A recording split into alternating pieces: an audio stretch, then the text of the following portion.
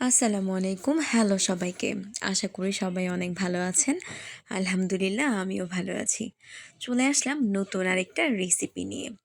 এটা কিন্তু আমার খুব পছন্দের একটা রেসিপি, শীতকালের সেরা রেসিপি। আ আপনারা হয়তো এতক্ষণে অনুমান করেছেন জিনিসটা কী হতে পারে। আচ্ছা, আর দেরি না করি চলেন এটাকে একটু রান্না করি। কিভাবে রান্না করতে হয় সেটাই আমি আপনাদেরকে শেয়ার করি। প্রথমেই আমি ৮-১০ টার কাঁচা টমেটো নিয়ে নিয়েছি এবং এই কাঁচা টমেটোগুলো প্রথমেই ধুয়ে নিয়েছি। টমেটো সবসময় আগে ধুয়ে নিতে হয়। তারপরে কুচি করে কাটতে হয়। দেখেন আমি কীভাবে কেটেছি এটাও একটু দেখিয়ে দিলাম।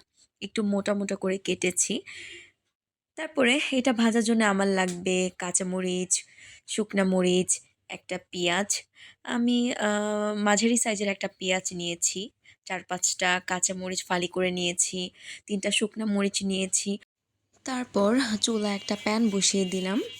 আ প্রয়োজন মতো সয়াবিন তেল দিয়ে নিলাম। বেশি দিব না, অল্প পরিমাণ দিব।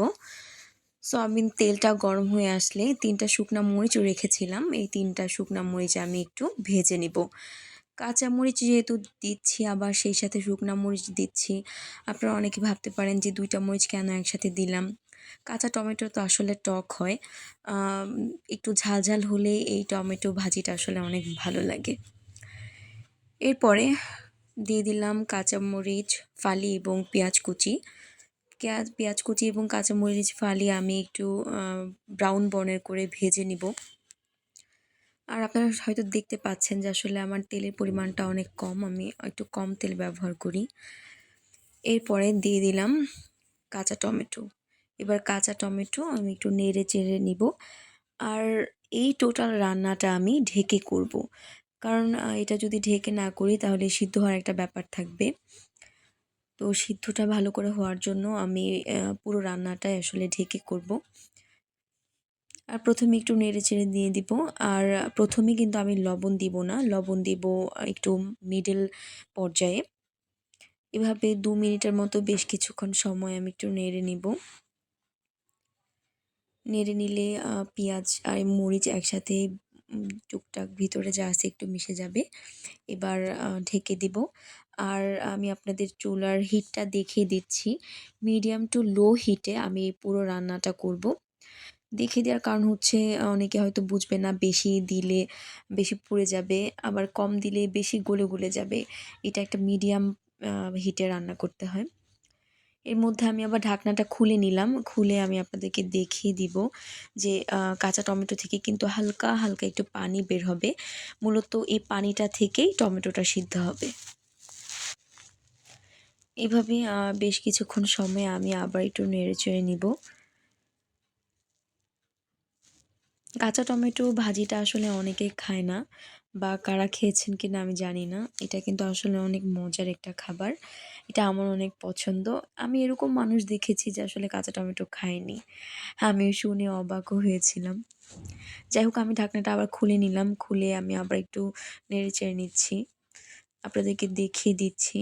আ আর আরেকটা জিনিস আপনারা খেয়াল করেন যে রান্নাটা যত সময় গড়াচ্ছে তত কিন্তু আ টমেটোর কালারটাও বদলাচ্ছে।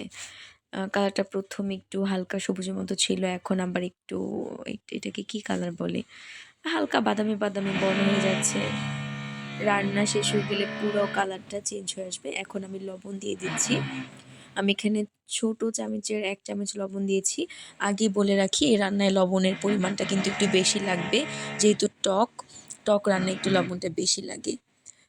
তারপর আপনারা আপনাদের প্রয়োজন মতো লবণটা দিয়ে নিবেন। আমি লবণটা দিয়ে একটু নেড়েচেড়ে দিচ্ছি। আর ১ম এ বলেছি যেহেতু সিদ্ধ হওয়ার ব্যাপার আছে, এই রান্নাটা পুরোটাই আমি ঢেকে করব। আপনারাও ওইভাবে ঢেকে করবেন। আর আসলে যারা খাননি তারা একটু এটা ট্রাই করে দেখবেন। আ এটা খুব মজার, অনেক বেশি মজার। এটার মধ্যে আমি ঢাকনা দিয়ে ঢেকেছিলাম। আবার ঢাকনাটা খুলে আরেকটু নেড়েচেড়ে নিচ্ছি। এটা আসলে একটু কম তাপে রান্না করতে হয়।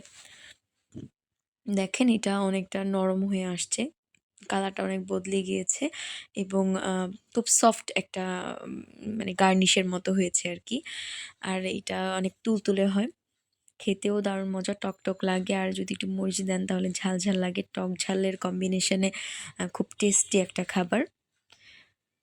এই তো আমার রান্না অলমোস্ট ডান। আমি খুব কাছ থেকে আপনাদেরকে দেখিয়ে দেওয়ার চেষ্টা করছি।